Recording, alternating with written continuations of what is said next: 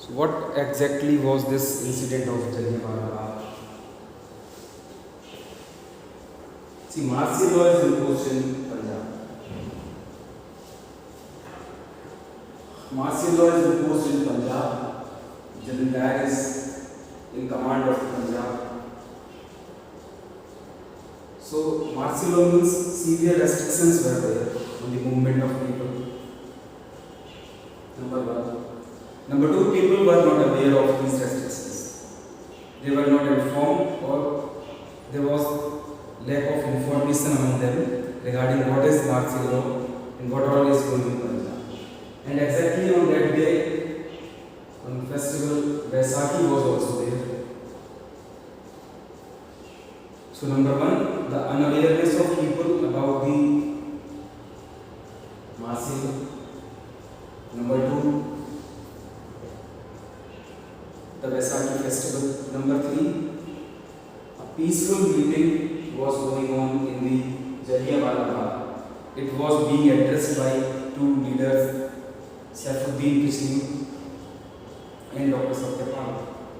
Dr. Saifuddin Kishliu and Satyapal, these were two leaders and they were addressing a meeting, and the meeting was very peaceful.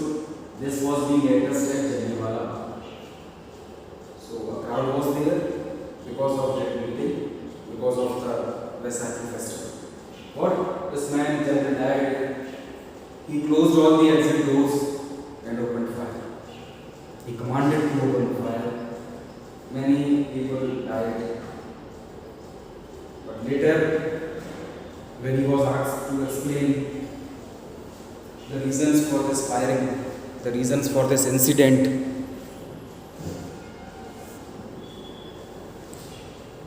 he explained like this: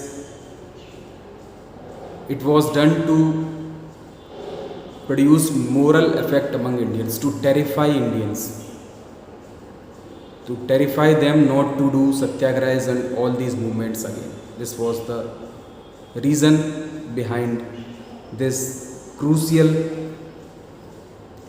act done during martial law.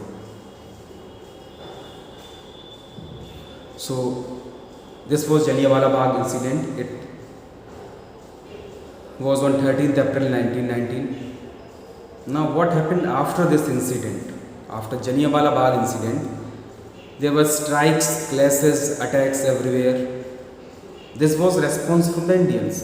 The incident is an act of British. The response from the side of Indians was strike, clashes, attacks, all these.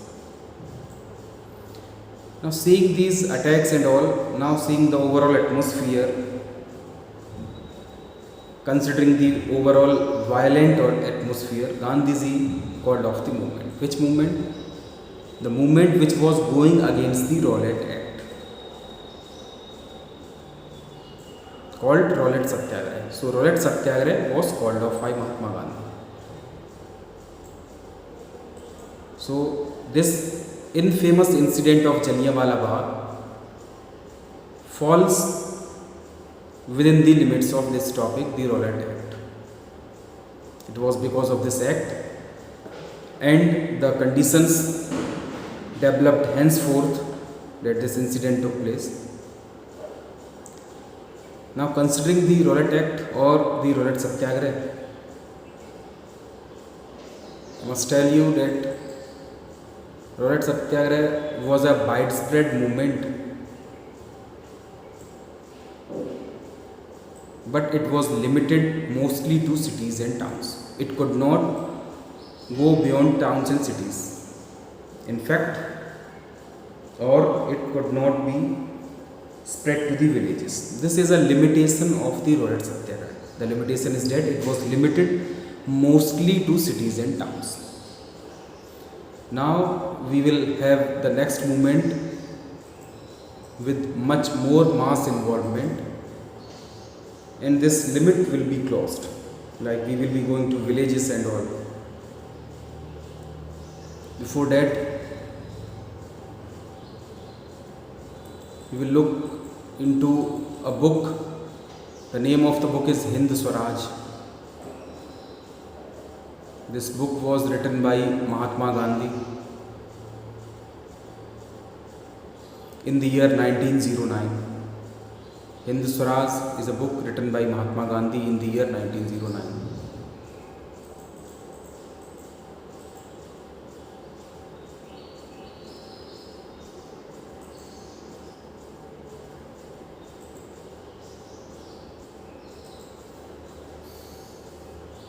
Hind Swaraj is a book written by Mahatma Gandhi. It was written in the year 1909.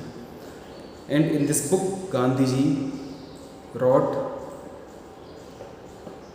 or he tried to explain, that the British rule was established with the cooperation of Indians. He wanted to say that British established their rule in India because of the cooperation of Indians, and they are ruling, or their rule have survived because of the cooperations of Indians.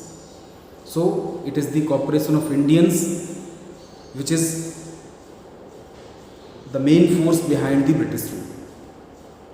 And he said, if Indians refuse to cooperate, then the non-cooperation will end within a year. This is the content of this book, Hind Swaraj, in relevance to your syllabus. So Gandhiji said the British rule was established and has survived because of the cooperation of Indians, and if Indians refuse to cooperate, Swaraj will come. Swaraj means self-rule will come within 1 year. And with this, Gandhiji was establishing the concept of cooperation of Indians, and then we will have non-cooperation movements.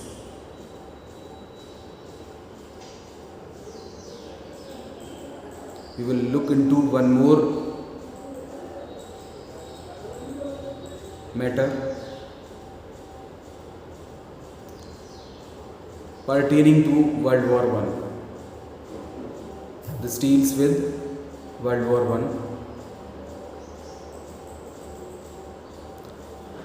Turkey is a country as of now. Ottoman Empire ruled over Turkey. So at that time, during World War I, this was called Ottoman Turkey.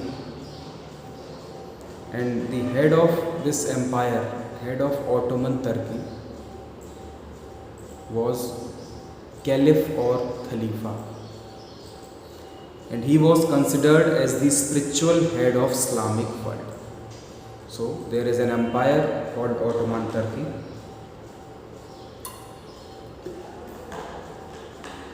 Khalifa or Caliph is the head of this empire, and this Caliph is the spiritual head of the Islamic world. All the Muslims paid allegiance to him, all the Muslims of the world. So certainly Indian Muslims also.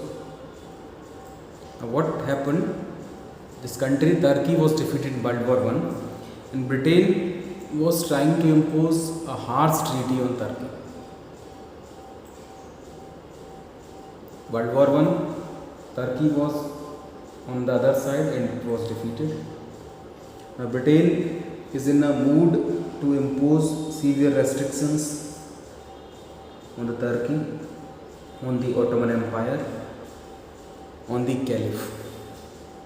So Muslims of the world, and then of the Indian Muslims, they stood up in the support of their spiritual leader, their spiritual head, Caliph, and a committee was formed called Khilafat Committee. Khilafat, to support the Khalifa or to support the Caliphate. This committee was formed in Bombay. Khilafat Committee was formed in Bombay. The two important leaders here were Muhammad Ali and Shaukat Ali. Khilafat Committee, it was formed in Bombay. The two leaders were Muhammad Ali and Shaukat Ali. Now Gandhiji was in a mood to launch a movement with a broad mass base. The earlier movement, Rowlatt Satyagraha, was limited particularly to towns and cities. So this time he was thinking of a much more broad-based movement, and he saw this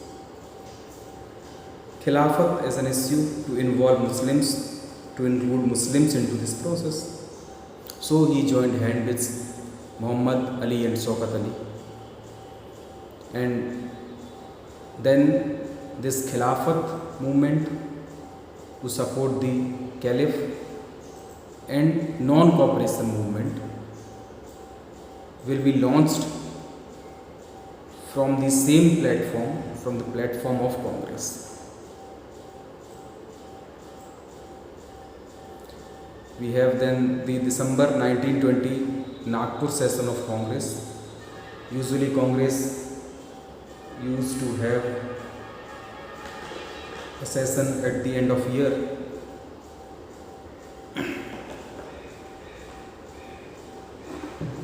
Sometimes even more, 2-3 sessions. But this is December session 1920 Nagpur. And in this session, the non-cooperation program was adopted by Congress.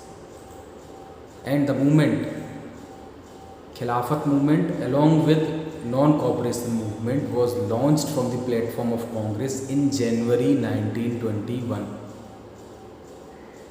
December 1920 Nagpur, non-cooperation program was adopted.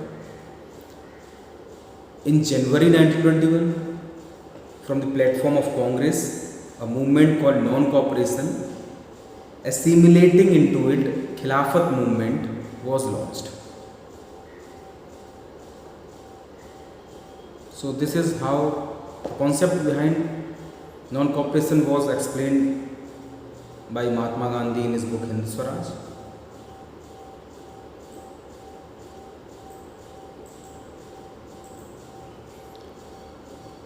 And then this issue of Khilafat, this all culminates into the non-cooperation Khilafat movement.